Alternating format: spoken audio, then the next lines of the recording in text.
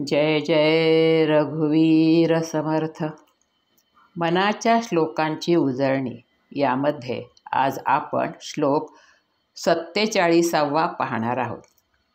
मनी लोचनी श्रीहरी तोची पाहे, जनी जाणता भक्त हो निराहे.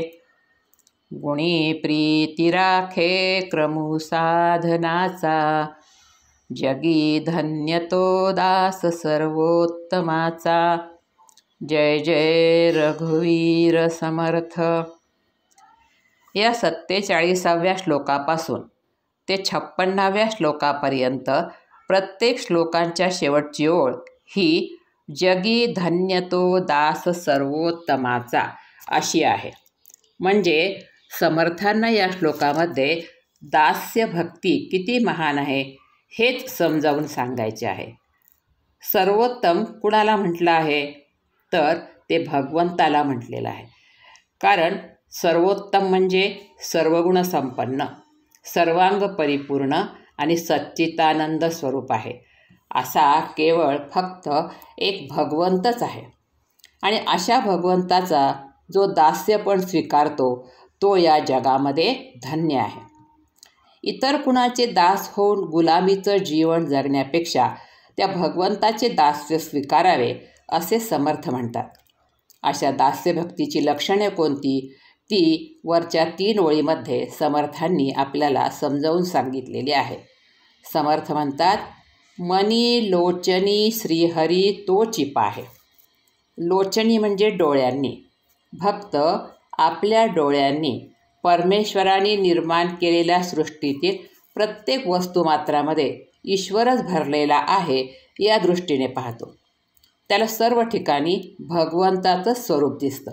जळी, स्थळी, काष्ठी, पाषाणी सर्वत्र तो भगवंतालाच पाहतो. तसेच मनी म्हणजे आत, हृदयात. अंतर्मुख होऊन पाहिलं तर त्यातसुद्धा त्या भक्ताला भगवंताच्या स्वरूपाचंच दर्शन होतं. हृदयाच्या आत आणि बाहेर सृष्टीमध्ये दोन्हीमध्ये त्याला सर्वत्र भगवंतच दिसतो. हृदयातील भगवंताचं स्वरूप म्हणजे निर्गुण निराकार स्वरूप. आणि या सृष्टीमध्ये जे भगवंताचं स्वरूप आहे ते त्याच निर्गुण निराकार भगवंताचं प्रगट झालेलं सगुण रूप आहे. म्हणजे भक्त मनाने भगवंताचं निर्गुण रूप पाहतो तर इंद्रियाने त्याचं सगुण रूप पाहतो. त्या भक्ताला सर्वत्र तो भगवंतच भरलेला दिसतो. सगुण आणि निर्गुण दोन्हीही रूपामध्ये तो भगवंताला पाहत असतो.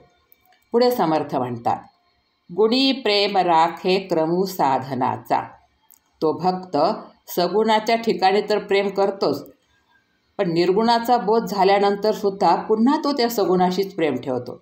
कारण त्याला माहीत आहे की या सगुण भक्तीमुळेच मला निर्गुणाच्या भगवंताची प्राप्ती झालेली आहे. म्हणून तो भक्ती करणं सोडत नाही. आता राखे हा शब्द आपल्याला दोन्हीकडे घ्यायचा आहे. गुणी प्रेम राखे आणि क्रमू साधनांचा राखे. म्हणजे ज्या पद्धतीनुसार तो भगवंताची भक्ती करत होता तशीच भक्ती तो भगवंत ज्ञान प्राप्त झाल्यानंतरसुद्धा करीत राहतो. आपली साधना करणं भक्त सोडत नाही. तितक्याच आर्ततेने तो भगवंताची भक्ती हा करीतच राहतो. त्याच्या भक्तीमध्ये कधीही ज्ञानाचा अहंकार नसतो आणि म्हणूनच तर त्याला भगवंताचा दास असे म्हणतात.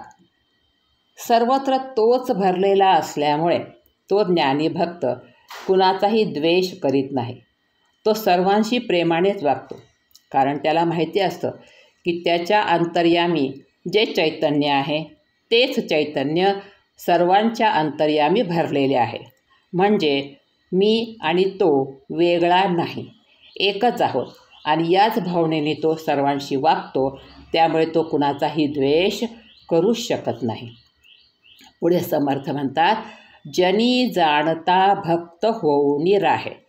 जाणता म्हणजे ज्ञानी. हा ज्ञानी भक्त ज्ञान प्राप्त झाल्यानंतरसुद्धा आपली भक्ती करणं सोडत नाही.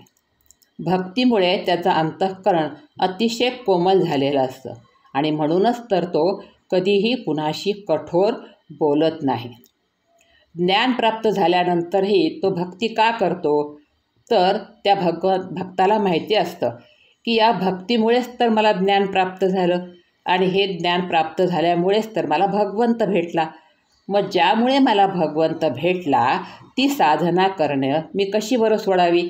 आणि म्हणून भक्त आपली भक्ती करणं सोडतच नाही. तसेही आपण म्हणतो ना, पडिले वळण इंद्रिया सकळा. एकदा का या इंद्रियांना एखाद्या गोष्टीची सवय लागली तर ती सुटत नाही. आणि या भक्तांच्या शरीराला एक वळण पडलेलं आहे. कोणतं?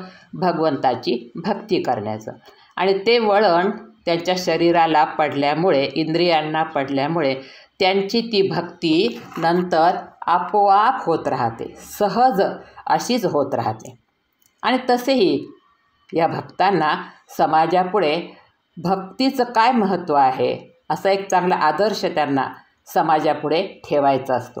भक्ती किती श्रेष्ठ आहे आणि ती का करावी असे ही गोष्ट त्यांना समाजाला समजावून सांगायची असते.